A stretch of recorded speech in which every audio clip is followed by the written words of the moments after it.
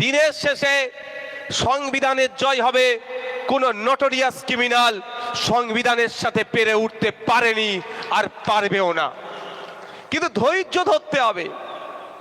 আপনি আজকে গাছ লাগিয়ে সকালে আলু লাগালেন, এখন আলু সিজন তো নাকি, এই তো এখানে মনে আলু লাগানো আছে না, আলু লাগিয়েছেন, সকালে লাগিয়েছেন আলু, সন্ধ্যেবেলায় যদি ওই আলুকে গিয়ে খোঁচা দিয়ে দেখেন আলুটা বেড়েছে না কমেছে, তাহলে ওই গাছটা আলুটা আর হবে না, পচে যাবে। ওকে সময় দিতে হবে। আলুটা লাগিয়েছেন, আলু থেকে বীজ তৈরি হয়েছে, গাছ হবে, গাছ ওপর দিকে মাটির ওপরে বাড়বে, নিচে আলু, মাটির নিচে আলু বড় হতে থাকবে। নির্দিষ্ট সময়ের পরে আপনি সেই মাঠে যাবে, যেই যে কাজ করা দরকার, সময়ের সাথে সাথে সেচের ব্যবস্থা যেটা আছে সেটা দিতে হবে, সারের ব্যবস্থা থাকলে সার দিতে হবে। নির্দিষ্ট সময়ের পরে আপনি একটা ছোট্ট একটা তিন মুখ আলু লাগালেন কেটে, দেখবেন ওটা থেকে একটা আপনার বড় পুষ্ট খাওয়ার উপযুক্ত আলু হয়ে গিয়েছে। নিশ্চিতভাবে তাকে নির্দিষ্ট টাইম তার পেছনে দেওয়ার জন্যই তো হয়েছে।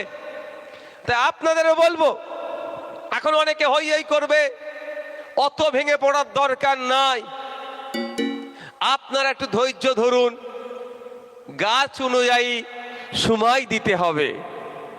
ঠিক একইভাবে আলু চাষ করতে গেলে একটা নির্দিষ্ট সময়ের পরে আলু তুলতে হয়। ধান চাষ যারা করেন নির্দিষ্ট সময়ের পরে তারা তোলে, যারা কফি চাষ করে বা যারা ধনেপাতা বা আরো যেগুলো যা সবজিগুলো আছে সবের কি এক সময় লাগে? ভাই একটু বলবেন, সময় আলাদা আলাদা লাগে। তো যে যেরকম টোপ খাবে তাকে সেই রকম অপেক্ষা করতে হয়। তবে একটা কথা বলে যাচ্ছি, সবজি যখন লাগিয়েছি সেটা ভালো করে বাড়িতে তুলে নিয়ে যাব।